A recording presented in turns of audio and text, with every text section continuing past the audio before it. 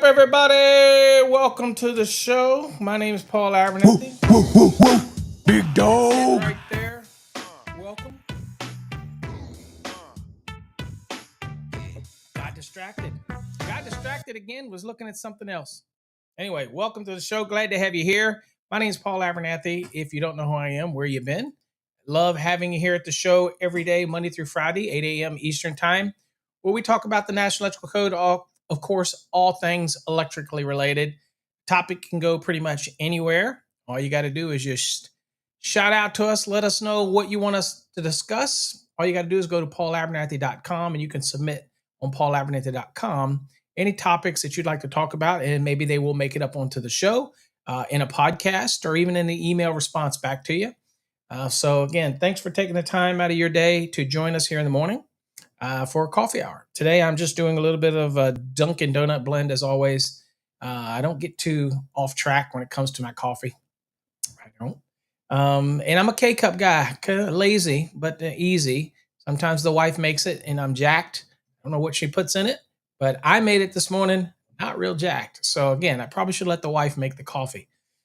Anyway, so today on this episode, we're going to be looking at some of the changes that took place in Article 250 today. Just kind of look at a few of them, significant changes. Obviously, not going to get into the minutia of all the changes, but I do encourage everybody to get, and whether it's for your license renewal or not, that you do an update course just so you can learn the different changes that are taking place. They may not be extremely impactful to you, but you definitely want to make sure you check them out and be sure to look over them, because again, you never know what changes are taking place. And I get a lot of comments on social media. They say, well, Paul, in this state, we do this. In this state, we do that. This state, I only do the National Electrical Code. So I don't get into amendments and modifications that each state does, or even down into each jurisdiction. It's way more than I want to keep track of. So I just do the National Electrical Code. As always, as an electrician, you should be responsible for what happens in your local jurisdiction. Obviously, what happens in your state. Not every state adopts the code, like, for example, Texas. The funny thing about Texas, for example, is when the code changes, let's say it's going to go to the 2026, probably around November of this year, then get it ready for the beginning of the year. It'll be about 6 to 8 months or more before Texas will change over, but they'll go right to it, typically with no amendments. They just go right to the 2026. Other states will come up with amendments, modifications, and things like that, and that's their prerogative to do that. But there are a lot of states. Now, interesting thing about Texas is even though the states would end up being on the 2026, local jurisdictions can be on a lesser edition. In other words, they could stay on the 2023 and have all their installations within their jurisdictional lines done under the 2023, even though the state is on the 2026. That's fine if you're just getting something approved locally. Now, if something happens and somebody gets hurt and the state steps in, they're not going to care that the city or jurisdiction did it on 2023. They're going to force it to be compliant with whatever the current code adopted for the state is. So you can't go back and say, well, I did it this way based on the 2023. If somebody got hurt because there was a change from the 2023 to the 2026, the state's going to say it's not our responsibility. You have your license as a state license, and we're on the 2026. So even though a jurisdiction let you do it on 2023, doesn't matter. We're on 2026. So that's why I always say, just be careful when you're doing an installation. And even if a jurisdiction's on a lesser code cycle, always think about doing it on the latest published edition. And if it doesn't lessen the code or remove something that would have been less restrictive than, say, an earlier code because something changed in the process, I would say always do it to the latest adopted edition. That way you're safe in case anything happens, that type of thing. Now, that's in states like Texas that I just talked about. It's not going to do you any good to do something in New Jersey that may be under the 2008 still, and here we are going to the 2026. Obviously, if the state's adopted, 2008, that's what you're going to do it on. You get what I'm saying? So my example was when the state is on the latest edition and other jurisdictions might be on a lesser edition, do it with the state and make sure it doesn't conflict with the lesser. If your whole state is only on 2008, well, you know, you got to do it on the 2008, that type of thing. Let's see here. So today we're going to be talking about just talk a little bit of chat about significant changes. Every now and then I like to talk about them to make sure that you're up to date on what has changed, what is progressing. So that's the topic we're going to talk about today. If you have anything you want to talk about in the comments, feel free to let us know in the comments. As always, I live vicariously through you. So let's look at some of the comments here. Get some morning shout outs. What's up, Paul? Glad to have you here. David, our CMECP down in Southwest Florida. Glad to have you here, David. Adam's in the house. Adam, glad to have you here as always. It was a very relaxing weekend. Absolutely did nothing. Here in Virginia, it was cool. And this morning it was 55 degrees. I couldn't even sit out on the porch this morning because I was like, that's just even too cold for me. So again, when it's too hot, I want it to be cold. When it's too cold, I want it to be hot. So I can never be pleased. If it was 70 degrees where I'm at year round, I'd be happy. I'm just saying. But yeah, we had a great weekend. Did absolutely nothing except for I did build a little shelf. Excuse me a second, folks, while I turn off the audio on my phone. Always have somebody who wants to chime in on the phone, but I've silenced that. But that's what I did. I built a little shelf to store the generator on, that type of thing. Just keep it out of the way, keep it up off the ground, that type of thing. We lose power maybe for 2 hours at one time a year, so it's insignificant. But I wanted to get it off the ground. What's up, Rob? Glad to have you here, my friend. Welcome. Mr. Yingling, thank you for joining us. Nice, cool morning. BWI, it's cool here too. It's 55 degrees this morning. It was chilly. What's up, Adrian? Glad to have you here. Hashtag win, getting started on the win. What's up, Michael? I see you here, Michael. Glad to have you here. Let's see here. We got my neighbor from up in Richmond area, Haas. Glad to have you here. Hopefully getting your morning started good, getting out on the site. What's up, Rob? Good morning. Glad to have you here watching over on the tube. Appreciate you. What's up, Ryan's Boat? Good morning. Hashtag win. Ryan's getting it in today. Let's see. Let's see here. Jason, what's up? Glad to have you here. Can't go wrong with Dunkin' Donut. That's what I'm talking about, Michael. You can't go wrong with it. It's good stuff. What's up, Douglas? Glad to have you here, my friend. Good morning. Let's see here. Jonathan? Good. I'm glad you're good. Thanks for being here. Irvin? Glad to have you here, my friend. Good morning. What's up, Todd? We have another CMECP in the house from down in South Florida. Wow, we have a lot of Floridians that are CMECPs. That's awesome. What's up, Cray? Glad to have you in the house, Middle Tennessee. Glad to have you. David Bueno, my friend David. Glad to have you here. Welcome, as always, in the morning. Let's see here. What does Michael say we're talking about? It is New York State, upstate New York. Requires 6 hours of NEC training per year. That's awesome. 2017 in the state. Okay, we're moving towards the 2023. All right, rapidly moving. Y'all are jumping from 17 to 2023. A lot of states seem to be doing that. They may have had administrations or whatever that kind of lagged, and all of a sudden they're saying, "Look, you know what? Let's get up to the latest." So they might be jumping up to 2023. I'm all for that. Hell yeah! In Virginia, it's 4 hours of continuing education, I believe. I have to double check. I'm certified for it, but I don't remember what it is. Hold on, I can tell you. What is it? Here it is. Let's see. It is only 3 hours in Virginia. Okay, 3 hours in Virginia, 4 hours in Texas of continuing education. Yours is 6. There are some states it's like 10 hours and 12 hours and whatnot. Maryland, I believe it's 10 hours, 5 in the classroom and 5 online. I'm actually doing some in September in Maryland for the IEC. I'm going to be doing I'm doing a 5-hour continuing education on the 2020 NEC because I guess that's what they're on. So I'm going to be doing that up in Maryland. I don't know where yet. Let you know where in case you're in the Maryland area. It's for IEC, so it supports the IEC chapter up there. So I will be doing a code update class there. So if you're in the area near Maryland, Virginia, Maryland, and whatnot, join me. Let's see here. Mike, what's up? Good morning. Glad to have you. Alex, actually.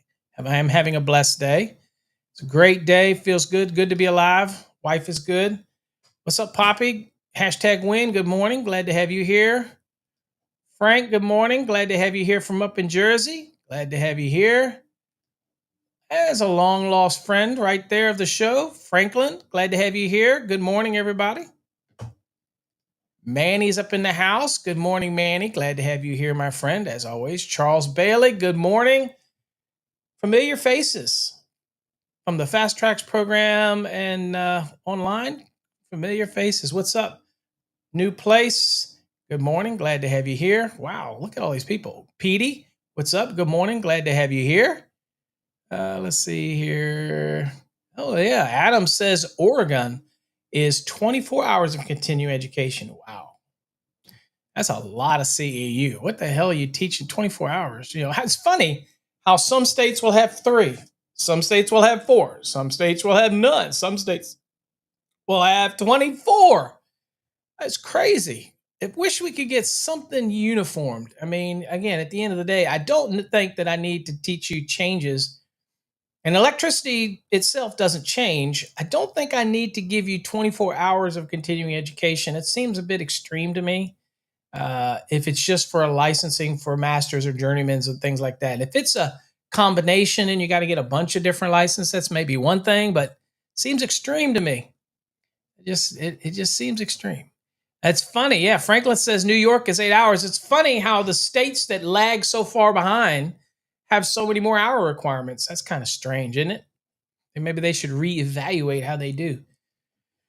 What's up, Edgar? Glad to have you here. You know, in a perfect world, I would like to see everybody on the same code, and I would like to see continuing education unified throughout the country. It's just based on the National Electrical Code, so it should be the same amount of time everywhere. Code is code. Okay. You know, it's just almost like they just want you to sit there for 8 hours and all. And I'm a guy that teaches code. I teach continuing ed. I just think that you don't need that much time. I don't think you need 24 hours to learn the changes significant. You're not going to remember all of them anyway. And the longer I drag it out, the more you're just going to go start falling, nodding, and go to sleep. So anyway, I should probably leave my opinions on that alone. But if I had to pick the most perfect amount of time that can absorb the significant changes, right? And really keep engaged people's attention. I think if a 5-hour NEC update is the sweet spot. Really, 3 is pushing it. Really, not a lot of time. 4 is it can be done, but not when states like Texas want to also make you do a little bit of OSHA, a little bit of other things. If we would in those states, it's just the NEC. I think 5 hours is a sweet spot. Anything more than that, it's just it's just to me, I just waste. Michael says he wished there was a national license. Yeah, I would be all down for that. I think there should be a master's license that allows you to cross state lines, even if it's just for a limited amount of time. If it's all about the state just getting the money, right, then they can still charge the fee, right? So if I'm in Virginia and I use my master's license for whatever reason, I want to go to Ohio, okay, and I want to do electrical work, that type of thing. If I want to pull permits and do work, my master's license should qualify. You know, electrons don't know any different. Code is the code. All they really care about is the money. Let's be real. So once I get there, if I pay the fee, maybe it gives me the ability to have a license for a year, okay, and I can work for a year, whatever. Now, if I want to transfer it and make it permanent in Ohio, then I pay a fee and make it permanent. So then if I travel to another state, I can be there for a year, work under that license, under the reciprocity thing. And after a year, if I want to stay in that state, then I pay another fee and it transfers over to that state. That's, to me, seems simple, but that is the most logical approach that it should be. I don't know why every state pounds their chest so bad when electrons don't care. The installation's still got to be compliant with a minimum safety standard.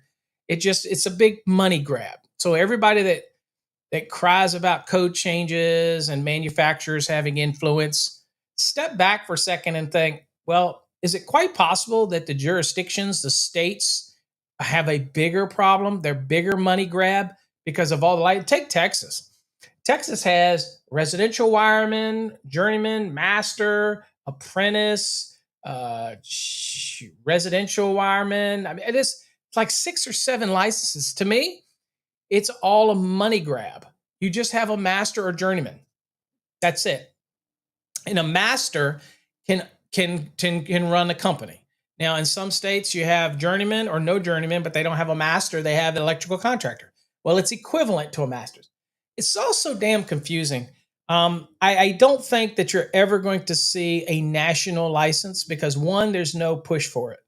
Okay. Nobody's pushing the administration. Nobody's trying to get legislation. Nobody's trying to make it that type of thing. It's kind of like a driver's license. You can use a driver's license anywhere you go. It's a driver's license. You know what I'm saying? Nobody's pushing it. And if nobody's pushing it, and I'm certainly too damn old, I don't have an interest in pushing it. But it really would take an organization to push it. Now, you got some of these organizations that kind of do that have this reciprocity situation going in about 6, 7, 8 states, or their licensing works nationally if it's accepted by that state. But again, to me, it's just not going to take hold because every state just wants their piece. You know what I'm saying? And I am sorry that my forehead is so damn bright. I don't even know how to change that. I should wear a hat. But I'm going to blind you folks with my damn blinded forehead. Sorry about that. Anyway, Michael's retired past licensed master struggler. They are not allowed to do electrical work in their own house. Being on the country, we are trying to change this. Yeah, funny part is typically what I see is anybody that owns their own house can do their own wiring. So it's weird that if you'd have a jurisdiction where the owner is not allowed to do their own wiring, and if he happens to be a licensed master electrician, he's already ahead of the game, right? So yeah, I'd get that. That's a stupid rule, especially all over the country where again, it's homeowners can pull permits and do their own wiring. That type of thing seems crazy to me. I agree. If states are the same case class, you should with others. Case cycle, same case cycle. I think you probably mean code cycle, that type of thing. Again, I think that it's, there's ways around it. Anyway, okay, so that's what we got today. That's what we looked at. Thank you all for chiming in. Please feel free to keep chiming in. Let me know who you are, where you're from, all those type of things. I appreciate it. Any comments you want to make? Let's go look at some of the changes that are significant. We're not going to look at minor changes. More significant, I guess, and who's the arbiter of significant? This comes out of our grounding and bonding program. So when it comes to significant changes, these are the more significant changes that especially took place, for example, in Chapter 5, in Article 250, and 100, to kind of give you a dabble of 100. But that's what it is here. What's David say here? Here in New York City, there's a license for the 4 boroughs, another 2 parts for 2 parts of Long Island. Okay, licensing is just, again, it's New York. It's like Chicago. It's a lot of those. It's just money grabs, right? Unionized money grabs. It's all over the country. So it's not just one state. But everybody makes good money on this, charging the electricians, no different than people like me charge to teach you the code. It is what it is, right? Okay. Yeah. Well, the problem with the IBEW is they don't even push that you should even get a master's license in most cases. They push that you get a journeyman and you go work for a company that's under a union or IBEW. Then they kind of stifle somebody getting a master's anywhere, right? Because one could go out on their own and they would scab off. So again, the problem with these big associations is that they typically keep everybody like NEC, all of those. The companies that are the main company don't really want their people to achieve the highest level of licensure. They like to keep them down. So that's why a lot of them in certain states will get their journeyman if they finish a 5-year apprenticeship program. Then they all basically they've already done their testing as they went through. They give them the journeyman, but they don't really give them any incentive to go on and achieve the master level. You know what I'm saying? And so it kind of keeps them under that thumb. So, and again, if the IBW pushed that around the country, I guess unionized, people could flow a little easier, that type of thing. But yeah, they're not pushing it either. So anyway, okay, let's look at some things here today. All right, so changes to the 2023, folks, just the significant ones we'll kind of look at and discuss. And we'll go to the code book if we need to. We have it there. Oh, by the way, I should mention this for those in case I forget. I will be here at NECA. Okay, it is September 12th through the 15th. It's in McCormick Place. If you're in the area, okay, NECA. What is neat about NECA? There's a lot of events going on. You can see all the exhibitors on their website. Basically, it's NECAconvention.org, by the way. And basically, you can see the schedule of any educational events, what's going on the show. You can register, those type of thing. I don't know what it costs to register, to be honest with you. But if you're in the area, it's definitely something good to go to be able to go around and see all the vendors. But really, one of the things about the NECA show is that it's neat to see the new products, see what's coming out, what manufacturers are offering. You might even be able to make a deal with one of the manufacturers there. Certainly not going to be able to make it with wire and cable guys, because wire and cable is not something you can just, oh, we don't want to load it back on the cart type of thing. But the tool manufacturers, you can get deals, things like that. So yeah, San Diego was great. So yep, but definitely if you're in the Chicago area. Now, I'm not a big fan of, spoiler alert, I don't want to make anybody mad. I am not a huge fan of Chicago area. I'm just not. It's nothing against Chicago. I'm just not. But I'm there to support Prismium and Encore Wire and answer any technical questions that may come up. I don't teach at these events anymore. I don't even submit anything to teach because I really don't want to teach that much anymore out on the road. So I just leave that to the young folks, people that really are into that thing. I am not. I am so winding down my career, that type of thing. So anyway, if you're in the area and you're at the in Chicago from September 12th to the 15th and you're at the show, I'll be at the Encore Wire Prismium booth. Love to see you. Stop by, shake hands, that type of thing. All right. Okay, so let's look at some significant. Okay. Yeah, Michael, so true. We still have a country without electrical inspections. Yeah. So in Texas, for example, it was out in the counties. If you weren't in a city and you were out in a county, then majority of the time they had 0 inspections. In fact, I did a bunch of third party third party inspections just for the homeowner, just for the customer's peace of mind. And you would be surprised what people try to slip in that wouldn't be allowed in a jurisdiction, right? Wouldn't be allowed in the city because they have inspections. So they don't use the equipment, So I had many cases where I was called out there, and some of the low-hanging fruit was trying to reuse electrical equipment with all the knockouts gone and not punching the holes and putting the plugs in them, or just kind of some shady stuff that wouldn't get allowed where the inspections, but then they just keep it and they reuse it out in the county. It's amazing. And I use Texas example because I was there for 11 years and did a lot of work around the state. And I tell you, you'd be surprised what gets done out it is truly the wild, wild west out in unincorporated areas out in the country, that type of thing. So you'd be surprised what they get away with or try to get away with. Okay. I always said that there is a big business out in Texas if somebody wanted to open up an inspection and really worked on trying to make sure homeowners and everybody knew that people didn't have to have electrical inspections out in the county. It's a big area, a lot of Tarrant County out in these areas, that there was a lot of business, but you have to work to get it. People don't know that you're available.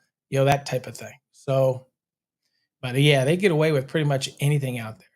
What's in Scotland County, Missouri, where I built a hunting camp? We didn't have any building permits or inspections. Yeah, it's still amazing places. We have some cities that are so strict, but then you can go 10 miles out into the county or in the country and there is nothing, and they don't care what you put in the house. It's kind of weird how that works. Interesting, in Texas, even in those areas where there was no inspections, the state still had a statewide electrical requirement, right? So even if you installed it in the county, you're supposed to install it to whatever the state is. So this is how I got quite a few electricians in trouble when I was in Texas, because when I was called to do inspections out at properties for customers, they would say to me, well, there's no inspections out here, Mr. Abernathy. I don't have to do it to code. And I'd say, oh, I beg to differ. You have to do it. It's an honor system out here. You're supposed to follow whatever the state is on, even though there is no inspections. You can be held liable for your installation. And I said, you're going to do it right, or you're going to have a problem. He says, what are you going to do? I said, well, I'll call up the state and I'll tell the state. I'll be that Karen. I'll be that guy. I'll be that guy for my client. Call up and say, hey, this guy's doing installations. He's not following the state's adopted National Electrical Code minimum safety requirements. He's doing it out in the country. Yes, there's no permits are required, but he's still putting homeowners in an unsafe position because he's not following the state adopted minimum standard. You don't want that, do you? Because I know the administrators, I know the people, okay, that are become to do that inspection for the state. You'll lose your license, and then one little mishap here in the county is going to affect all the business you do in the city. Is that what you want? And they would say, no, Mr. Abernathy, no, we'll fix it. We'll make it right. I'm like, damn right you will. Okay. So, I mean, again, it's knowing the rules and knowing the requirements and things like that. But yeah, you're supposed to be, as an electrician, that we do stuff based on the National Electrical Code, even when nobody's looking. Okay. We try to follow the minimum safety standard. Not always recommendations from manufacturers, because they're just recommendations, right? Some people will say do this, some people say, but what is the minimum safety standard? What is written? What is adopted? What is put out there for me to follow? Okay. So it was funny is talking about, it's in the McCormick Center in downtown Chicago, in the McCormick Center. So I was doing this pad that was for the generator or whatnot, and everybody was, some people, I posted a picture and somebody said, oh, Paul, it's got to be 5 feet away because that's what the manufacturers say. Well, yeah, they can say all they want, but it's not a piece of electrical equipment, right? That's what your haters call me, Karen. No, they call you Karen is the ones that tattletale on people, right? It's always got to be that nosy neighbor, called Karen. Everybody's poking their nose in your own business, right? You have something on the side of your house that's in view and nobody's complaining, but there's always that one neighbor. There's always that one HOA guy or gal that's that nosy Karen, right? Or you hear something go off in the neighborhood, just something go boom or whatever it is, whatever it may be. It doesn't affect me, but you go on Nextdoor or whatever, Facebook, whatever, and immediately the whole neighborhood's going, what's going on? What's that? Or a car's off. Everybody's so nosy in everybody else's business. You know what I'm saying? That's a Karen. Okay.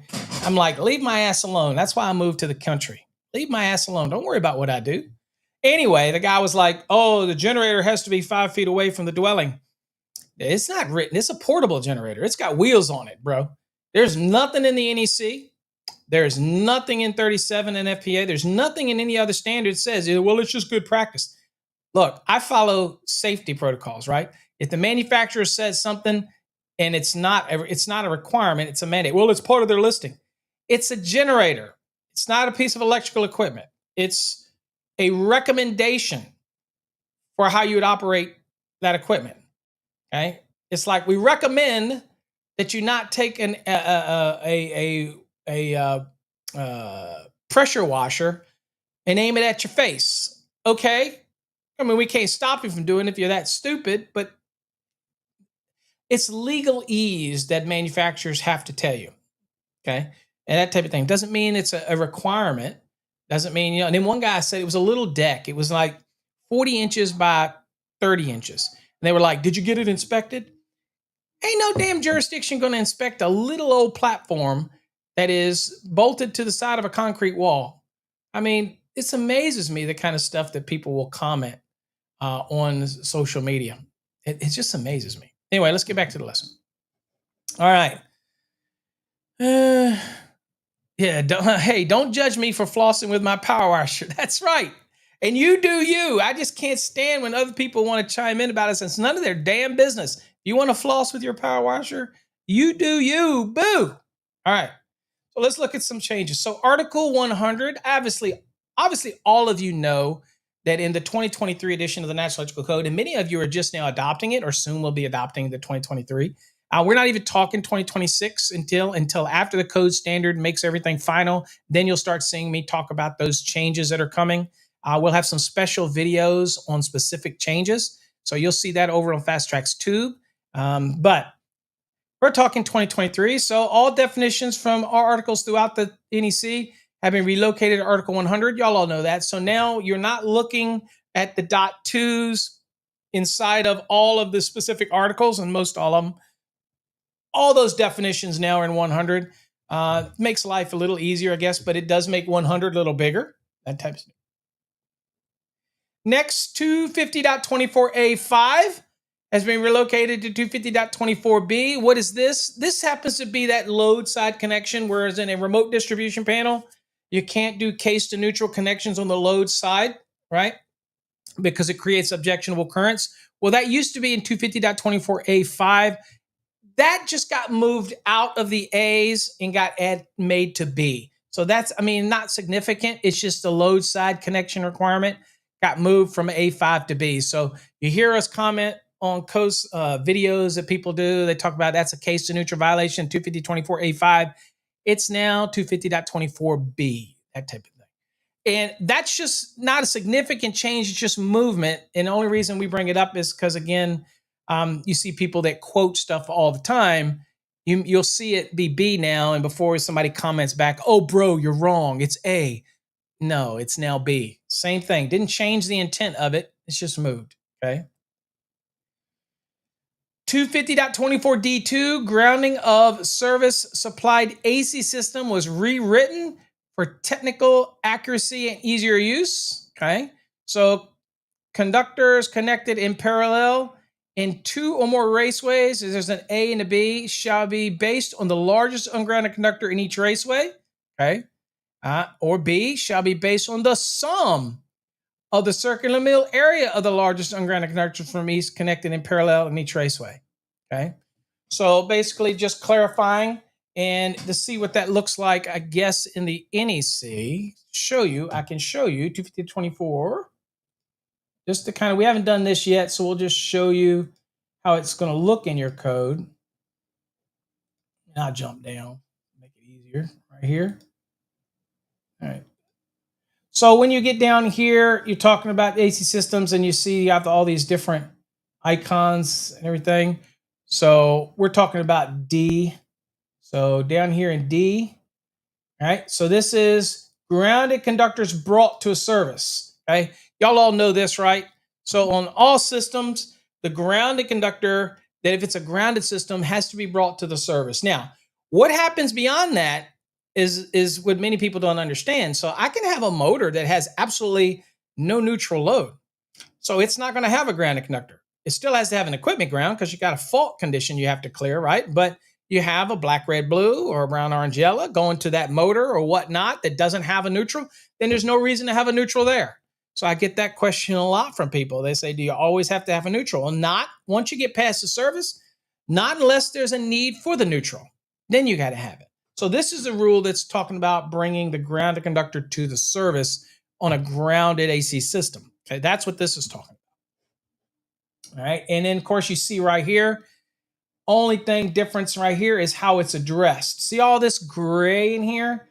So it points it out. It says it's dealing with, how did you deal when conductors are connected in parallel in two or more raceways? It says if the ungrounded conductors are connected in parallel in two or more raceways or cable, the grounded conductors shall also be installed in each raceway or cable and shall be connected in parallel. So what is good for the ungrounded conductor has to be good for the grounded conductor. Okay, so if you have two sets of 500 kc mills, whatever, then you're going to have two sets of neutral conductors as well, okay, or grounded conductors in this case, which is there. So yeah, it says the size of each grounded conductor, which may or may not be a neutral depending on your system, in each raceway cable shall not be smaller than 1/0.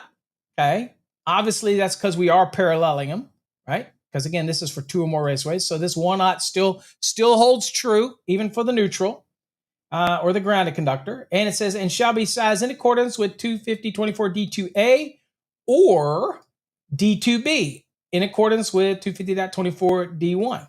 Okay, so there's D1 here. It gives you the path of how to do that if that is size of the largest underground conductor in each raceway, right? Or size based on the sum, okay, sum of circular mill area of the largest underground conductor in each set connected in parallel in each raceway, okay? Of course, it gives you a reminder down here of your paralleling rules in case you forget those. But of course, with the grounded conductor, it's still the same, 1/0 and larger application. Okay?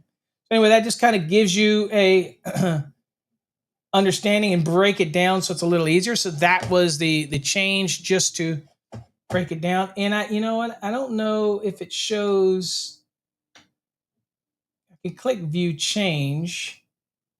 And this is what it was from the previous edition. It's harder to see it because it cuts it off, right?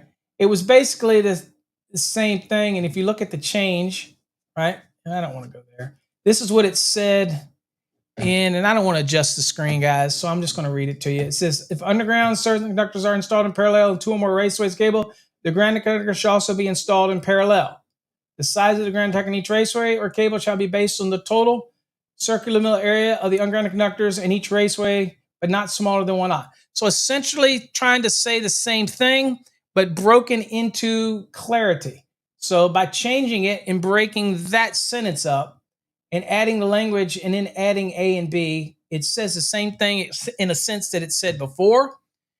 It's just a prime example of just bringing a little clarity to how the code reads. That's really all, okay? The next one, significant changes to 250.30C and 250.36, impedance grounded system.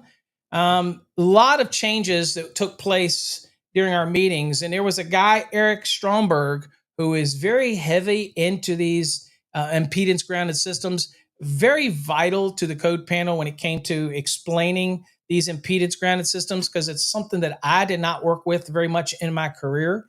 And so impedance grounded system has been revised by deleting the words high and neutral with the new definition of impedance grounded systems. So any reference to these high impedance grounded systems that were talking about neutral or even high, all of that was clarified up, simplified down, and the verbiage is now going to call them impedance grounded systems. Okay. Now, one of the big differences is when you go from XO to the grounding system, in like a transformer, for example, typically there was an impedance device that was placed in there. Okay. So it was important that we clarify that it wasn't exactly the same as a direct connection from XO to the ground. It was something that was placed in there. Okay, so it was an impedance grounded system, and it's used a lot on systems that were considered maybe ungrounded or systems that were labeled as a high impedance grounded systems. Anyway, this change just tries to introduce the language a little bit better into what's called an impedance grounded system. Okay. Next one is 250.50, 250.52, and 250.53, dealing with grounding electrodes. The phrase reinforced steel or rod has been replaced with the word rebar. Okay, so I'm guessing that we didn't know what reinforced steel or rod was, and there was confusion that they were trying to say that it's what we're talking about is a rebar, right? So anyway, rebar has been added in there to be more accurate for the construction term that's used. They don't call them reinforcing steel or rod. It's actually referred to in the trade as rebar. So that was the significant change, and that was changed everywhere in .50, .52, and .53 of Article 250 in order to correspond with the language change. So went through there, and everywhere that it was reinforced steel or rod was changed to rebar. Next, 250.64G, enclosures with ventilated openings. Okay. So a new section was added stating that grounding electroconductors must not be installed through ventilated openings of an enclosure. All right, let's go look at this. 250.64G was introduced. So we'll go look at it right here. We'll go down to G. All right, so it's important that we're talking about grounding electroconductor installations. And you're running that grounding electroconductor, then we got G was added. So you see this little new symbol right here. For those that are in Link, you can click on all these things and it will show you stuff like right there, summary change, okay? And it also will give you the FR, which is the first revision. If you're the kind of person that likes to go look this stuff up, then that's the first revision. And you can actually use that and go in and look up and see the work that the code panel did on that. Okay? That's what the FR means. But basically it says enclosures with ventilation openings, grounding electroconductors shall not be installed through ventilation openings of an enclosure. And again, the example, this right here is the ventilation openings in the bottom. And this is, I believe, a transformer. Okay. So you have other ways that you would route it out. There's ventilation openings for air circulation in the bottom of equipment, things like that. So again, you don't want to have the GEC running through those vents. Now, some people say, Paul, what's that one little spot? Really? Is that really going to matter? You know, I get that all the time from people. They go, well, the code is just so, does it really matter? You got that one. Well, that is just the minimum of the extreme, just one. But if you don't draw the line in the sand somewhere, then people can take things to the extreme. And what if you don't have that many vents? What if there is just some little small slats and you take the grounding electroconductor? And what if it's up to a significant size? It could block airflow. So the code is the code, whether we like it or not. I don't always agree with everything in it. I know that's going to be odd for some people to say, what? Paul doesn't always agree with everything in the NEC? What? Yes, I don't always agree with everything that's in there, but it is what's in there, and I follow what's in there. So if they say do that, and I do what they say do it. Okay. So in this case, as extreme as it may seem, running, which looks like it would be, it looks like a number 4 maybe running through there. It's hard to tell with the picture. Out of the bottom of this equipment, this is a ventilation entry. This is running out the bottom. Believe it or not, this right here, see this last line, is an example of the installation of a grounding electroconductor through the equipment ventilation perforations as depicted in this picture below is not permitted. Even if you say, look, that's not going to hurt anything. Okay. Maybe you got to drill your own hole. Okay. Maybe there's another way you got to think about routing it. Fact of the matter is, it is what it is. And I have people that will get extremely upset when an inspector comes along and fails somebody for this. And they go, really, bro? One little wire goes out of one little hole. Okay. You get what I'm saying? One little hole. And the reality is, it is what it is. It's far better to just know the code and not do that than now you're going to have to come back, disconnect it, reinstall it, you know, and again, it costs money. So to do it right the first time, we don't get paid to do things multiple times. We get paid to do it right the first time, right? Same. Michael says, I wonder if the NEC will ever require a grounded conductor to be bought to loads just in case the equipment changes and requires a grounded conductor. Residential wants a grounded conductor available at switches, even if they don't use it. Yeah, there's some allowances for that. So it wants a grounded neutral conductor. In this case, for residential, it would be a neutral conductor. Yeah, I mean, they do that because of things like occupancy sensors and all this type of stuff. But there are some allowances, like if you have a room, you have 2 switch locations and they're all within sight, you have those. There's some unique allowances where you don't have to have it. If you can get it in later, or if the system's designed that you maybe have an unfinished basement, you can add it later, or a raceway with enough volume to be able to allow you to add it to the raceway later, then you don't have to do it. So there's some allowances in there. But you know, if the equipment, and that may be different because to a motor that doesn't have a neutral, right? It's just a 3-phase motor, for example. that with no neutral loads, or a single phase 2-leg motor that doesn't have a neutral contribution, what is the point of bringing neutral? Well, it's what's going to change, because somebody may take that out and put something there later that does have a new.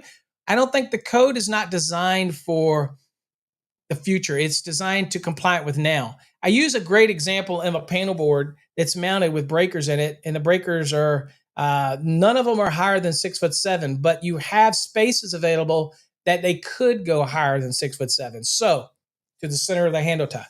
So do you as an inspector reject it because somebody could put breakers in higher than 6'7"? Or if you're there as an inspector and there's no breakers in there higher than 6'7", do you just pass it because the code says that you shall not have any breakers higher? Not the potential to put breakers higher than 6'7", but that you don't have any breakers higher than 6'7". So that's the old saying where we have to be electrical inspectors, not electrical expectors, that type of thing. So yes, do I think somebody might come in and put something higher and violate the code at some point? Yes, but how do I reject them?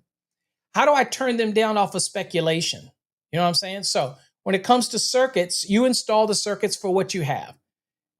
It's the next person's responsibility. If now they're replacing it and putting in something that's going to require a neutral, then the electrician's going to get paid good money to run a new circuit. I think that's how it be. I don't want us to try to future-proof everything. So if I'm running a load to a circuit to a load, and there is no neutral required for that load, I'm not running a neutral. I'm not thinking about what if they someday want to change that piece of equipment and the new equipment will require a neutral. I'm not thinking that way. And I don't want the code, God's sakes, I don't want the code to start thinking that way. A lot of that equipment, the space, take the motor, right? Motors, and they have a limited space anyway. So if you start bringing in another conductor to a motor, where am I going to put it? Do I have enough room in there? In the peckerhead, do I have enough room in there to actually add the cap off a neutral that I'm not using? Does that create other potential issues just because somebody may come down in the future and say, I don't need a motor anymore, I'm going to put something else right here? Yeah, it was me one of those fine lines that I probably would say, nah, we should probably just let's install it for what's here today, and we'll let the electrician, the skilled electrician that we need, like Mike Rose says. You heard somebody say that I think it's from the data center CEO that says his company alone will need over 500,000 electricians in the next couple of years. Amazing to think about that, because AI is not going to take the place of you skilled craftsmen. Absolutely not. All right. Anyway, no. So there you go. Don't run it through any ventilation holes. Most noticeably for me, transformers, ventilation holes, just because there's an opening there and you're too lazy to go get your drill to drill your own hole or something, don't run it through the ventilation hole. Okay. Next, 250.70, methods of grounding and bonding conductors connected to electrodes. This section has been subdivided into two subsections, with A covering general requirements and B for indoor communication systems. And list of items have been deleted. Okay. So if we go look at the NEC, and let's just go down, we'll go right here, 250.70. We're already right there.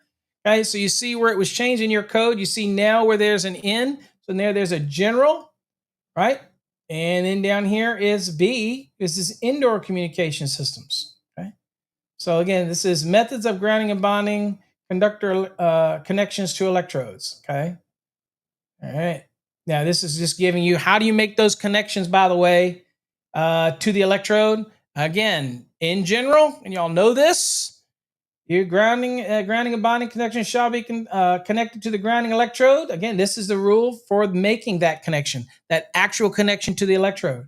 It says shall be made by exothermic welding, listed lug, listed pressure connectors, listed clamps, like, for example, like a ground rod clamp, that type of thing, or other listed means. Okay, so other manufacturers can make other types of connectors as long as they get them evaluated for their specific use. That's fine.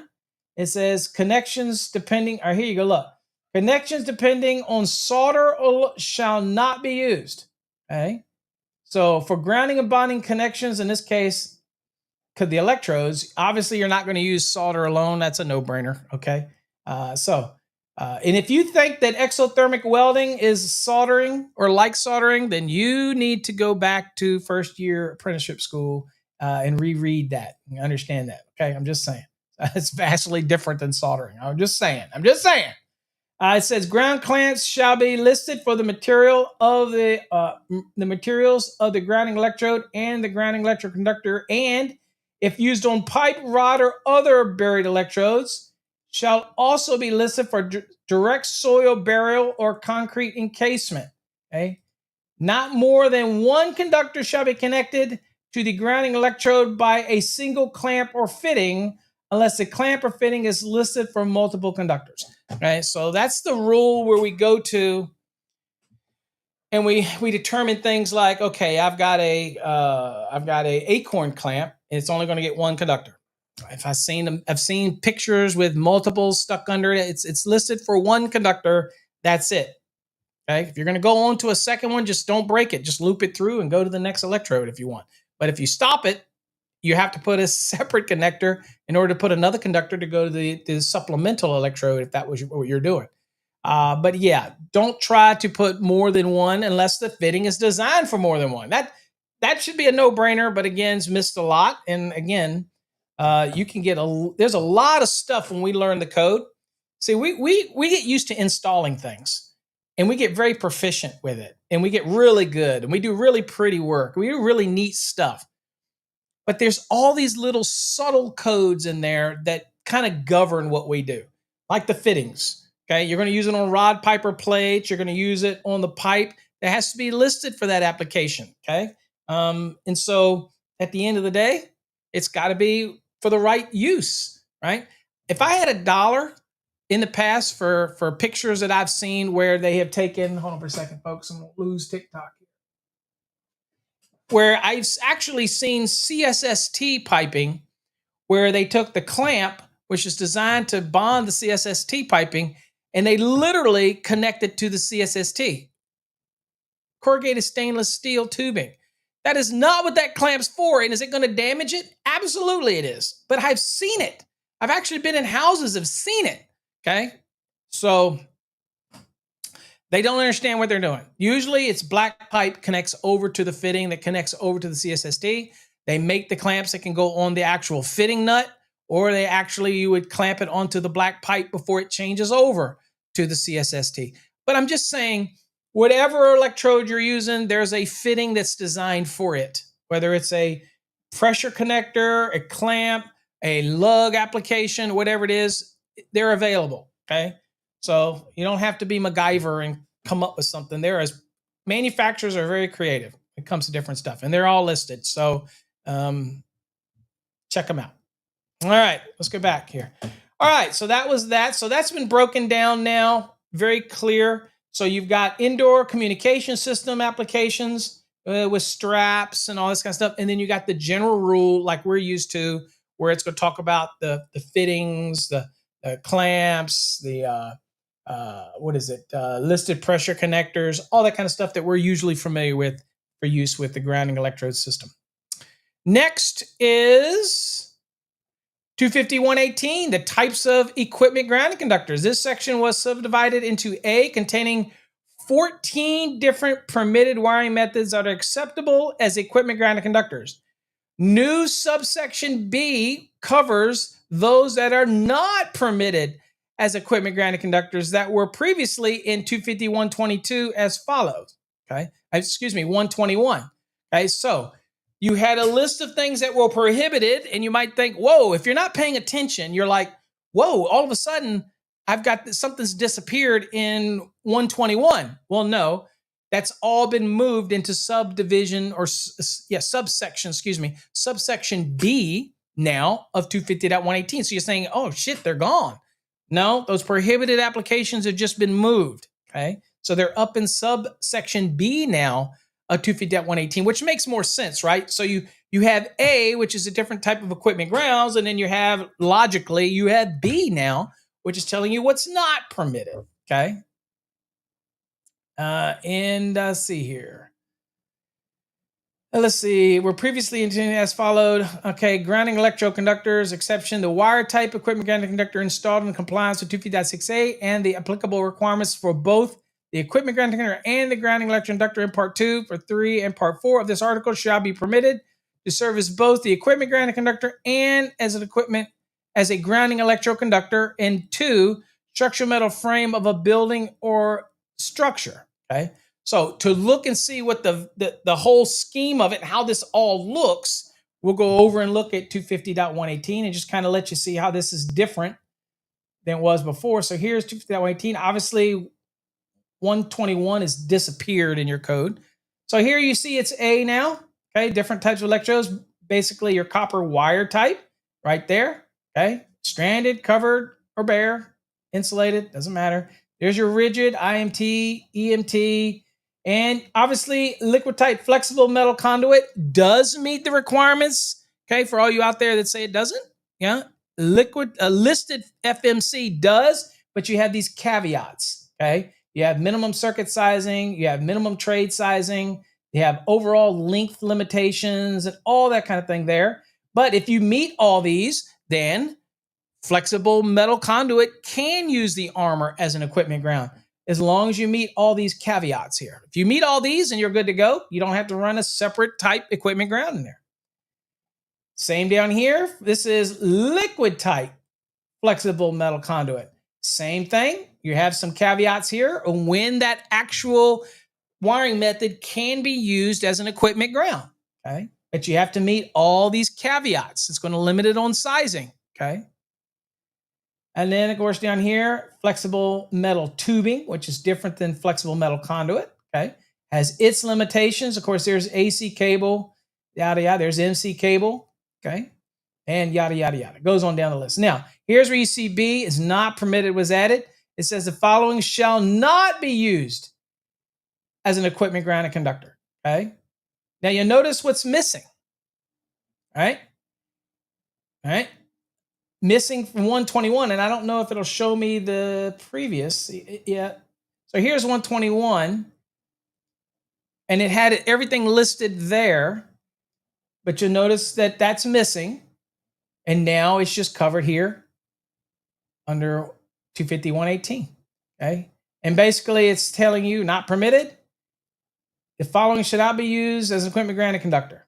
So the equipment grounded, you cannot use the grounding electrode conductor as an equipment grounded conductor. However, we do have an exception that says, you know what? A wire type equipment grounded conductor installed in compliance with 250.6a, so we don't have no objectionable current application, and the applicable requirements of both the equipment grounded conductor, that would be sizing requirements, and the grounding electroconductors in part 2, 3, and 4, that would be sizing as well and routing, of this article shall be permitted to serve as both an equipment grounding conductor and grounding electroconductor. So that is significant for many people. So there may be an application where, depending on where a panel is located, that you could use, okay, the grounding electrode conductor as an equipment grounding conductor, provided you meet the sizing requirements for both. That type of thing. Now, this is done very typically up when you're doing PV systems, where you probably have a PV system where they have requirements, and that the equipment grounding conductor also could serve as the grounding electrode conductor if it's properly sized. If it meets the size requirements of both, then you have some allowances to do that under that exception, only of the wire type that do that. Okay.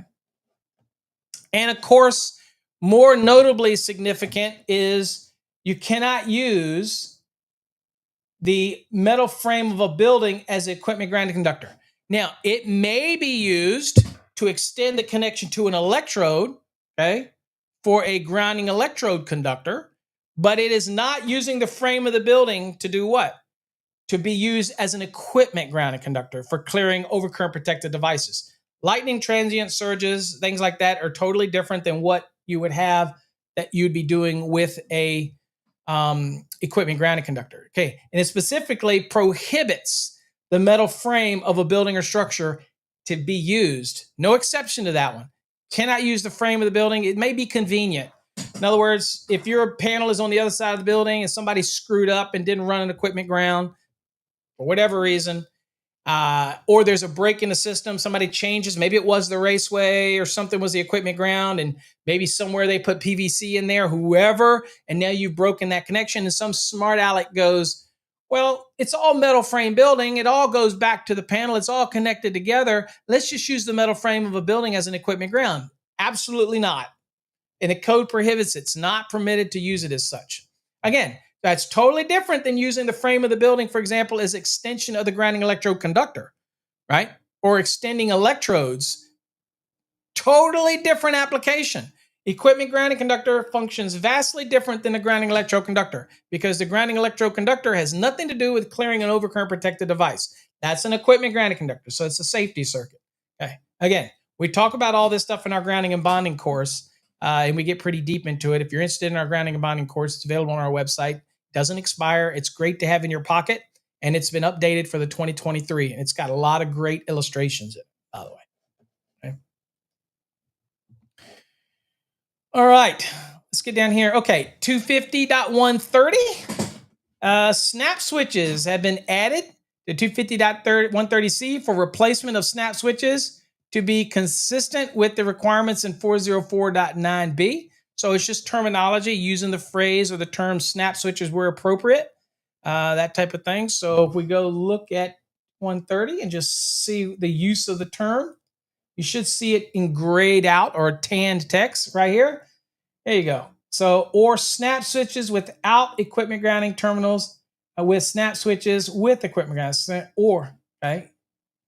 So, or snap switches without an equipment grounding terminal with snap switches with an equipment grounding terminal. So that snap switches has been added to be consistent with what's in 404 as well, more notably 404.9B. Okay, so that's all that's been added in there for that consistency. Okay.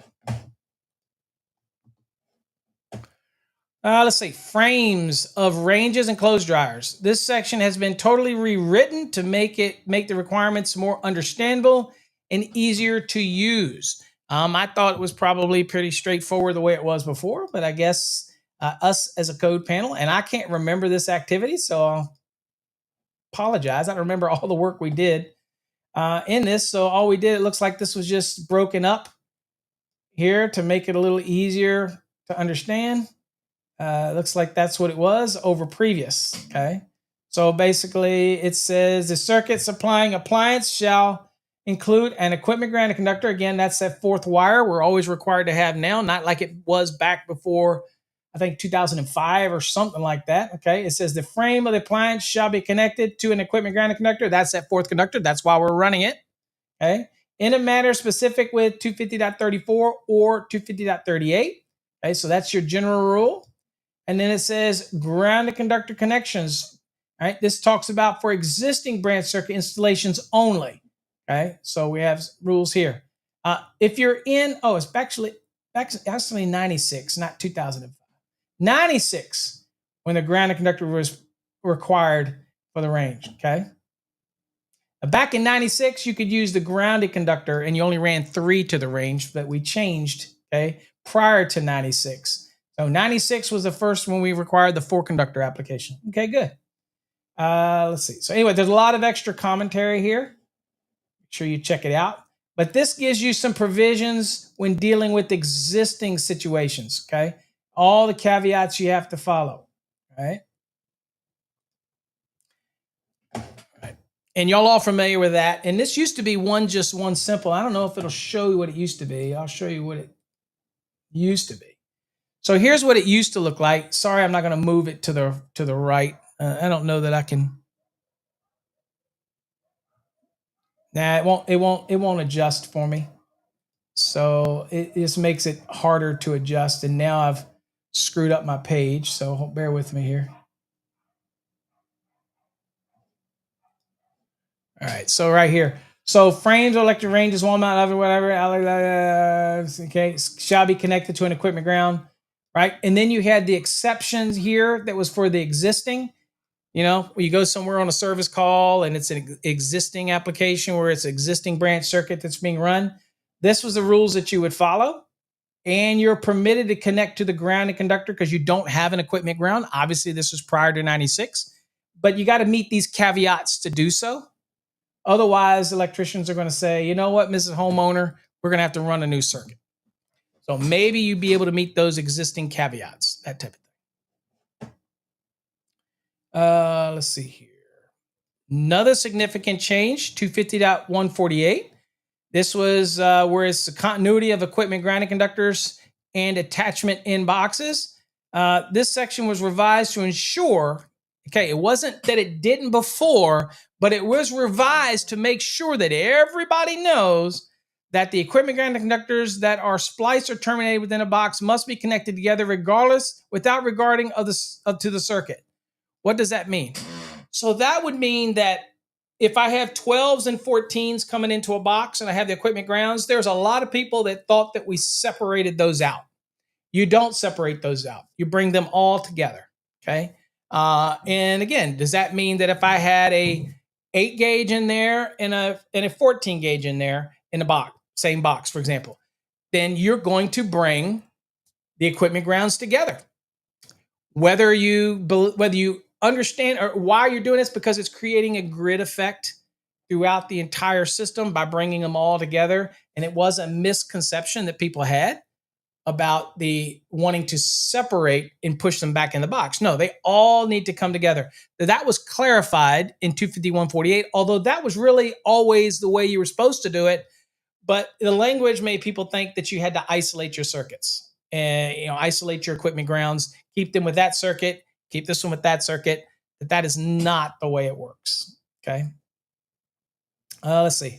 All right, so we're getting a little out of 250 here. Some of the changes that were in also taking place. 517.13, it says the equipment grounding conductor for receptacles and fixed electrical equipment in patient care spaces. It says this section has been rewritten as it applies to the equipment grounding requirements and with exceptions relocated within the section. So let's go look real quick at 517.13 just to see. Now, this is one of my favorite ones to quote when it comes to wiring cable, only because of the redundancy requirements in 517.13 A and B. But let's go look here and see what it looks like. Okay, so let me take you guys there. All right, so here you see there's an exception right here. And if we go look and see what the previous view was, let's just look at it. Okay. Summary of the change, relocated exception number 2 from 517.13b. Okay, so just relocated the exception. All right. So let's see right here, exception. So equipment grounding conductors for receptacles and fixed electrical equipment in a patient care space. Of course, y'all know the patient care space is where you're going to be treating the patient. And there's also a definition of what's called a patient care vicinity, which is immediately around where the patient is. Okay. So it says wiring that is servicing, okay, doesn't matter if it's routed somewhere else coming through the building, but it ultimately is going to be serving the patient care space. Doesn't matter where it's routed. If it's going to be serving that patient care space, it shall comply with the requirements of 517.13 A and B. And A is the wiring method. That would be an example like AC cable. The armor can be used as an equipment ground. And then you'd have to have an insulated equipment ground inside of it. That's how you get healthcare AC. MC, the same way. MC, you can use the armor if it is like a smart ground type product, like ours, which all the convolutions are connected together. And then you would put an insulated equipment ground inside of it. So that would qualify. But also EMT, rigid, intermediate, all those things would qualify, okay, as the wiring method as an equipment ground and an effective ground fault current path. But then you also have to have the insulated equipment ground inside of it, okay, the raceway or the cable system, okay? So the big change here is this exception got moved up because it's applicable here. It says exception. So here you have to meet A and B, okay? This is the wiring method has to qualify, and then it has to have an insulated equipment ground inside, so you have to have that redundancy, right? But it says exception. Luminaires that are in that space that are more than 7.5 feet above the floor and switches that happen to be outside of the patient care vicinity, okay? Okay, remember, patient care vicinity is a different measurement, okay? That is around the treatment area, not the overall space. Y'all understand? So you can have a room that's a patient care space. The room But then you have the area around where they're, like, let's say the bed, then it measures that. That is called the vicinity. And these are defined terms. So you have the patient care vicinity right around where the treatment would be. And then you have that bed is in the overall room. That would be a patient care space. Okay. So you have rules for staying away from the vicinity, which is immediately around the treatment area. And then, of course, then you have the overall patient care space to which that patient care vicinity is located in. Does that make sense? So we have these rules. So in this case, if I have luminaires that are above 7.5 feet, okay, more than 7.5 feet above the floor, and if I have any switches for those luminaires, let's say, that are outside the patient care vicinity, so they may not be within this 5-foot perimeter, but they may be across the room on the door that you come into the patient's room or entering into patient care space, then it's saying, okay, what is the code saying? Well, the code's saying if that's the case, then it shall be permitted to connect to an equipment ground return path complying with the requirements of 517.13a or b. So it says that switch is fine to be in that space, just not in the vicinity, as long as it connects to an equipment ground. It can be actually connect to the, say if it was a raceway, connect to the metal box, or that's connected to the raceway, or it could be connected to the insulated equipment ground conductor that's run with the circuit. Either way, either or would be fine, okay? But it can be in that vicinity. It can be in that area, okay? And so again, with the luminaire, it's the significance of that is that those luminaires that are more than 7.5 feet above the floor, okay? And switches located outside the patient care vicinity are permitted to be connected to an equipment ground provided path, just like they normally would. So it could go right to the equipment ground, either one, the wire or the actual wiring method, either one. Doesn't really matter for that scenario, okay? All right, let's see here. Let me get back to the lesson. And that's what it's there. It's basically just move the exception up so it applies. It's applicable to both A and B, okay? So that's the real significance of the move. So you have those allowances.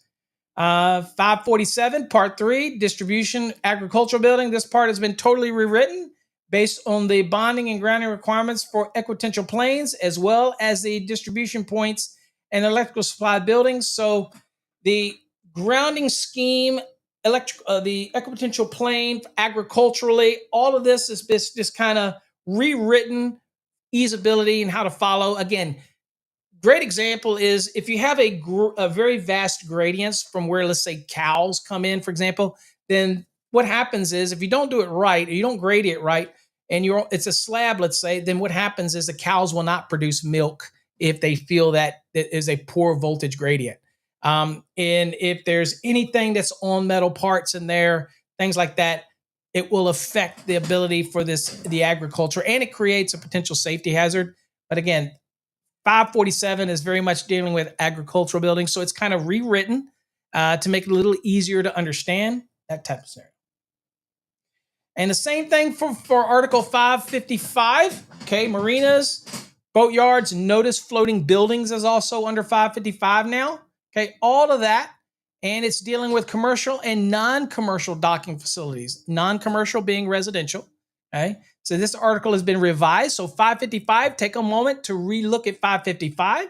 It's rewritten to more adequately deal with electrical datum planes and equipotential planes in the new 555.14 to help minimize or eliminate step and touch potentials for electrical installations in boatyards and docks.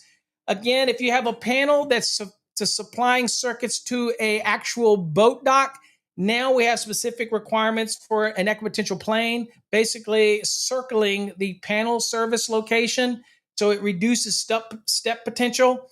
A lot of this stuff came out of the concepts of 682, 680, work on multiple panels in order to create this for marinas to also try to reduce the touch potential at things like service equipment and stuff like that. So significant changes in 555. I encourage you to read them to get a better understanding of those changes. Now, we had some questions. Let's see if I can answer these questions. Michael says, can the inter-system bonding connection be connected to the concrete case electrode before it terminates in the main load center? So it depends. If the inter-system bonding connection, there's two different types. One is for communication only, right? So there's specific requirements on how you can make that connection, but you can't use one that's designed specifically for communication for anything other than communication. Okay, and it gives you the parameters on how you'd make that connection. Okay, so now they make other types, like I can go with the bus bar option, and then I could bring all of my electrodes to it. Okay, but we're very specific when it comes to the inter-system application. So let's see. We go to the NEC. And let me go back here. Let's see here. Let's see here. Get back and try to get. Let's see here. Oh, that's lightning. Sorry. I'm going back to the freaking start of the whole daggone thing. Oops. There we go. What is going on with my mouse? What the frick? I don't know if y'all can see my mouse is stuttering. Hold on, let me let me reload this thing because my mouse won't won't start it on that. Hold on, I want to say. Let's see here. Let me reprogram it. Okay, reprogramming it. Okay, there we go. All right, so y'all see the mouse now? It shouldn't be bouncing. Solid. Okay. Whew. All right, so let's go back here. I'm sorry, I was jumping around. Okay, let's go back here for the bonding of communication, what you're talking about. So here's your inter-system bonding requirement. Okay, stop bouncing. Stop bouncing around. All right. So this is the device. So this is the IBT, and of course you have an other option down here. This is the other means, which could connect to all different types of electrodes as long as you follow the rules. And this is a 1/4 inch thick by 2 inch wide. And of course the length is dependent on how many connections you have to make. That can be used for all things to come connecting to. This one here, the inter-system bonding right here, where do we make this connection? It says the inter-system bonding is for connecting inter-system bonding connections shall be provided external to enclosures at the service equipment or metering equipment enclosure. They make the kind that snaps onto the meter externally as well. And at the disconnecting means of a building or structure that is supplied by feeders. So that is the outside disconnect, let's say, to a feeder to a remote distribution panel in another building. It says if the IBT is used, okay, so if this one is used, communication only, it shall comply with the following. Be accessible, okay, shall consist of a set of terminals with the capacity to connect not less than 3 conductors. So it's going to have at least 3 conductors, okay. Not interfere with the opening of the enclosure for the service building or structure disconnecting means or metering equipment, and be secured and mounted as following. Okay, so here's all the mounting requirements. Okay, and be listed as grounding and bonding equipment. Okay, and of course you have some exceptions for buildings that obviously do not have. Okay, that do not have any type of communication systems or whatever that's going there. Then you have some exceptions for that. Okay. As far as making the connection to this, I believe that you can actually make this connection for this inter-system bonding. I believe that you can make it anywhere that you want to the grounding electrode system. So I'm not sure that answers your question. So you see, can the inter-system bonding be connected to the concrete encased electrode before the termination of the main load center? I don't think it matters as long as you're making a connection to the electrode, okay? And I don't think it makes a difference when it comes to that. I don't believe there's any differences. Again, I've seen them connected, for example, to the grounding electrode conductor that's going to ground rods between the panel and the rod. I've seen the kind that clip on it. So if you're not going to a rod, then you basically could connect to the electrode, that type of thing scenario. I don't see anything that would prohibit that connection. Let's see, where else? What else? What other question do you have, Michael? I'm sorry. It said, with GFCI requirements in the 2023, miswiring of a ground conductors, etc. Yeah, so most of these probably GFCI devices today are smart. and they can tell when they're mismatched and just won't function or won't work. But again, it's probably more prone for people to not install them properly and reading instructions. I guess people aren't reading instructions like they used to. I see all these videos all the time where people take the instruction and go, I don't need that. And I probably do the same thing. I mean, I probably installed, as a gazillion ceiling fans, but I still have to go to the instructions every time I get a new one because the damn things are being built different ways to attach the blades, different things all the time. So I'm always looking at them. So, but yeah, I guess with the now since after '96 and with the new GFCIs, it's hard for the wire them up and mess them up that thing. But again, you probably still can. I don't look into it that deeply. Let's see here. What else do we got? In 2023 still? In 2023, still we can't use the rebar as a bonding jumper to connect two electrodes. No, you can't use the rebar for that application. No. Still can't use to connect electrodes. Now you can use the building frame. You connect the rebar to a building's frame, like an I-frame, and you can use the building frame, but no, we're not letting you use the rebar to be able to interconnect like that. No, in the 2023, we are not.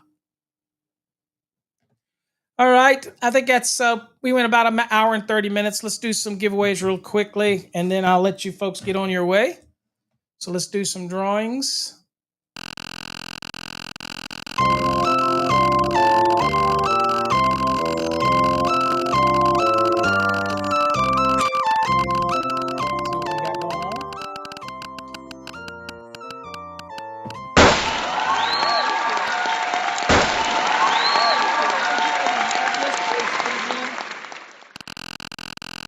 Pretty sure you already had Fast Tracks 2, so we'll spin again.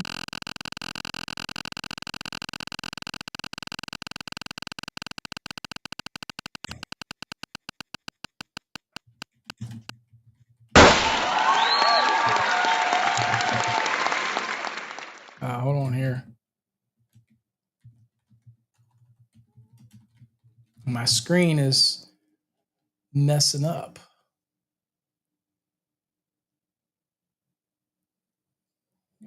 Let's see here. I don't know.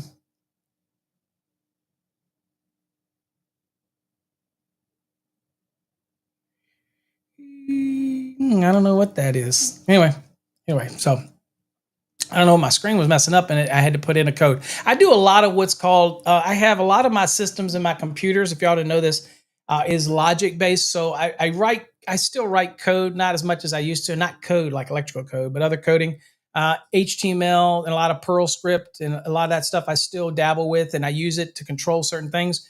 So I have a screen open that actually, if it connects with my splitters in my boxes and all, and sometimes the code gets wonky and I have to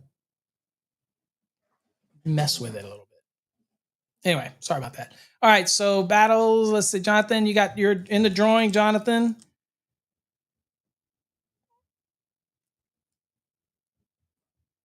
Let me get you down here for Trade Hog. All right, let's spin again. I got you in the drawing for Trade Hog.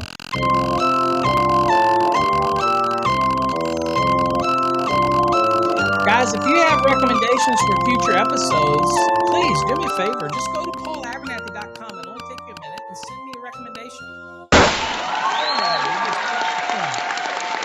right, we got to spin the name thing again. It didn't lock on anybody. So this is for minimalist Wyatt drawing. But I take requests. Anything you want me to explain, you want me to explain a pull box, you want me to explain a wireway application, whatever it is. If you have an image you want to send me that you want me to break down on a show, I'm more than happy to take the image and I'll put it on the screen and we will break it down piece by piece. So all of you out there, if you're on the internet and you see an interesting video or an image and maybe obvious, but you're thinking, Paul, can you break down all the issues you see? Send me an image. I'm more than happy to attach it. If you want to send me an image, just send it to me at info@electricalcodeacademy.com. Info, I-N-F-O, at electricalcodeacademy.com. And you can send me the info. I will put it on screen and we'll break it down if you want. Seems pretty neat to do that. I used to do that all the time, like commentary.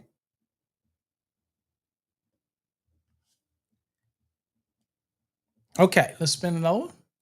Got you down, new place. You're in the drawing. Again, we want to make these shows. I got to do these shows Monday through Friday. I want to make them engaging for you. If you want them to be interesting, please submit topics for me to discuss.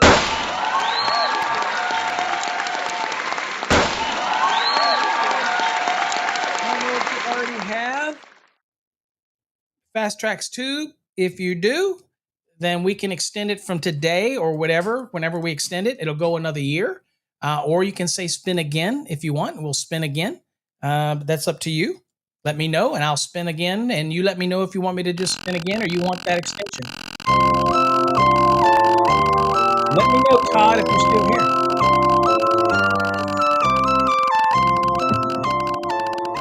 More than happy to spin again. There's other stuff on the wheel.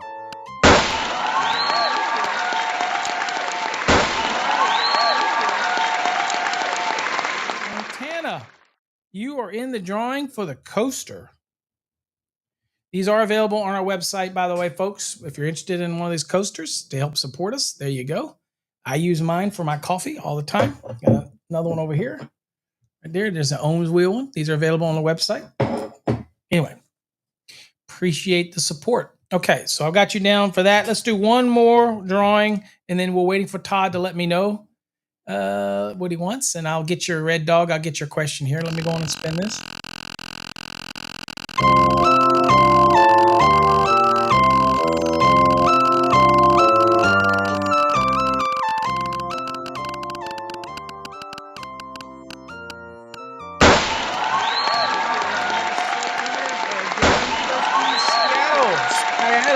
Yeah, at some point I'm gonna know how to pronounce that. You're gonna let me know. You still haven't, and I think you like that I don't know. Okay, I think you like that I don't know. All right, let's see here. Red Dog, one more question before we leave. Here's what Red Dog says. Hey, Paul, why can you use a 6 AWG GEC on a 200 amp service with rods and don't need to use the table? That's because if you go to the NEC, right here in the NEC, if you look at 250.66, Red Dog, let's go here real quick. Oops, right here, 66. Okay, so you see where it says right here in 250.66, it says the size of the grounding electric conductor and bonding jumpers, and that would be from electrode to electrode, by the way, for connection for the grounding electrode shall not be smaller, okay, than given in table 250.66. So this is your table, shall not be smaller than what's given down here, right? So then except, see where it says except as permitted in 250.66 A through C. Okay. Well, A is the one for the rods, right? So it says now, if the grounding electrode conductor or bonding jumper connected to a single or multiple rods, remember if we can't meet 25 ohms or less, okay, then we do it, right? And so we got multiple rods. It says that, or any combination thereof, it says as described in 250.52A5, which is your rods, pipe, or plates. Okay. Then it says, does not extend onto other types of electrodes that require a larger size conductor. So that's what we used to mean when we used to say, oh, so it's just a saying, sciatal, and I'm calling it sciatal. Got you. Psi, was it? What's the difference? What is the psi in the ATL? Yeah, I'm intrigued. What is that? Are you a sci-fi lover and you live in Atlanta, or is it just a name? Okay, I'm always wondering what these mean. Master the NEC is mine, and it's because I strive to master the NEC. You get what I'm saying? I'm intrigued. Okay, I always love why people pick their usernames. So anyway, Red Dog. So if I'm going from my panel to ground rod, and I'm going to another ground rod because it doesn't meet 25 ohms or less, so I have to supplement it. And obviously, if I chose a ground rod, I'm gonna probably put another one in, right? And I put another one in, as long as I'm not leaving those electrodes to connect over to any other type of electrode on the system that would be larger or would require a larger electrode, a grounding electrode conductor than what I'm running to that ground rod, which is a 6, then that would be a no-no. Then I couldn't use the 6 to those rods if I'm going to loop through the rods and then continue on, let's say, to another type of electrode. Then I couldn't use the 6. But if it stops at the electrodes and it stops at those rods, then that's the same as we used to say when we would say that it would go to the sole electrode, means it didn't go on off to any other electrode. Well, if that's the case, basically it goes from your panel and stops at those rods, then it doesn't need to be larger than a 6. Can it be smaller than a 6? Absolutely. If it was a 100 amp service and you're using 310.12a, for example, then it would be an 8 gauge. Could I run an 8 gauge to a ground rod? Absolutely, I could. Remember, this says it doesn't have to be larger than a 6. The only caveat that I have, if it was a 100 amp panel and we were running an 8 gauge, is that now I have to protect it against physical damage. So I got to put it in a raceway. If you put it in a ferrous raceway, like an EMT, which iron's in it, then you got problems. You're going to have to bond that GEC at both ends, kind of pain in the butt. So you probably use Schedule 80 PVC so you don't have to do any bonding, okay? Or even if it's a 100 amp service and you could run an 8, you're probably going to bump it up to a 6, because a 6, if it's not subject to physical damage, then you don't have to do anything. I can run that 6 along the surface and it's fine, okay? Now, if it was subject to physical damage, even if it's a 6, you'd still have to protect it, okay? But those are the different nuances. I think we covered that in a couple other shows that we did.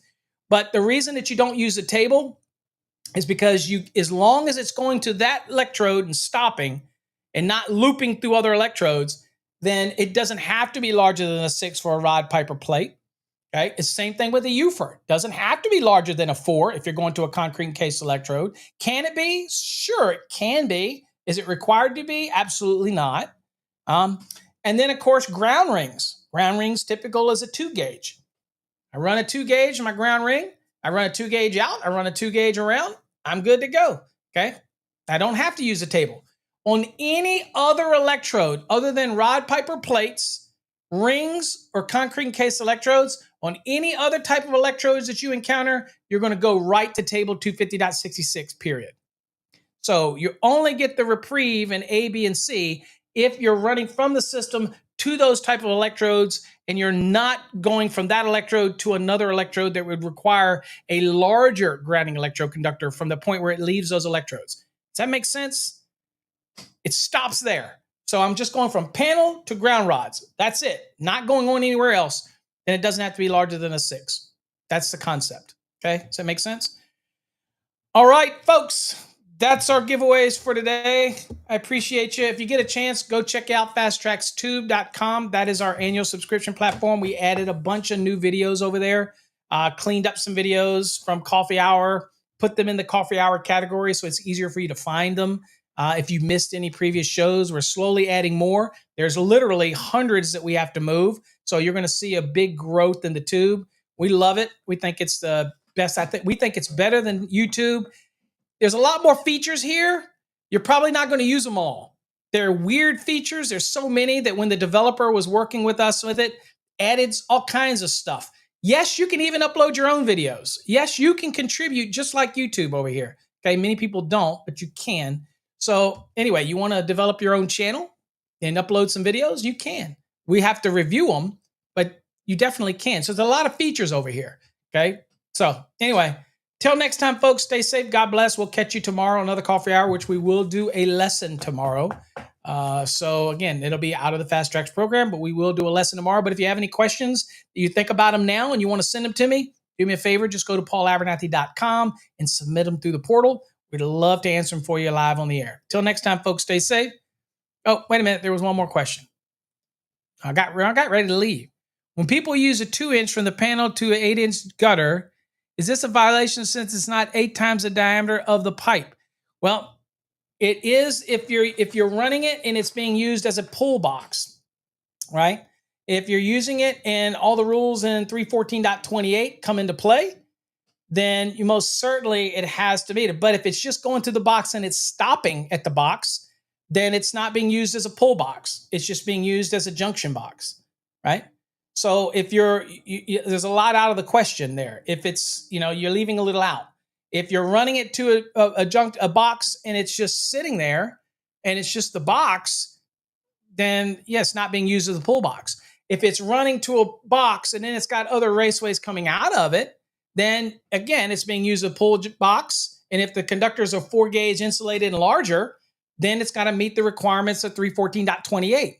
And it's either going to be straight as 8 or angles or splices are going to be 6 times the largest raceway coming in. So again, all depends on the use and application. So it's not simply just, is it a violation? You didn't say what is being used. It just simply says going from the panel to an 8-inch box, where there's other parameters that are going to come into play, right? Makes sense? All right. Anyway, we have a course for that. We have pull box videos over on Fast Tracks Tube that explains a lot of that type of stuff. But again, a violation it all depends on the intended use. But in that question, he just says it went from a panel to a wireway with a 2-inch trade size. If it's not being used as a pull box, then no. Get what I'm saying? Then it wouldn't be. Now, it could be a 2-inch that's going to an 8x8, which has small conductors like 14s, 12s. Your concerns is, okay, what about conductor ampacity for bundling inside of that 2 that's leading in there? And if it's smaller raceways coming out where you've got smaller conductors that are smaller than 4 gauge, like 8, 6, things like that, now it becomes an issue with that box. What is the volume of that box? And then you end up kicking in the requirements of 314.16, and then it becomes a volume thing, and it's not being actually used as a pull box. So again, it depends on the conductor size and the intent of the box. Make sense? Okay. All right, folks. Take care. God bless. That was kind of abrupt. Take care. God bless. We'll see you on the next episode. I need some more coffee. Peace out. See you tomorrow.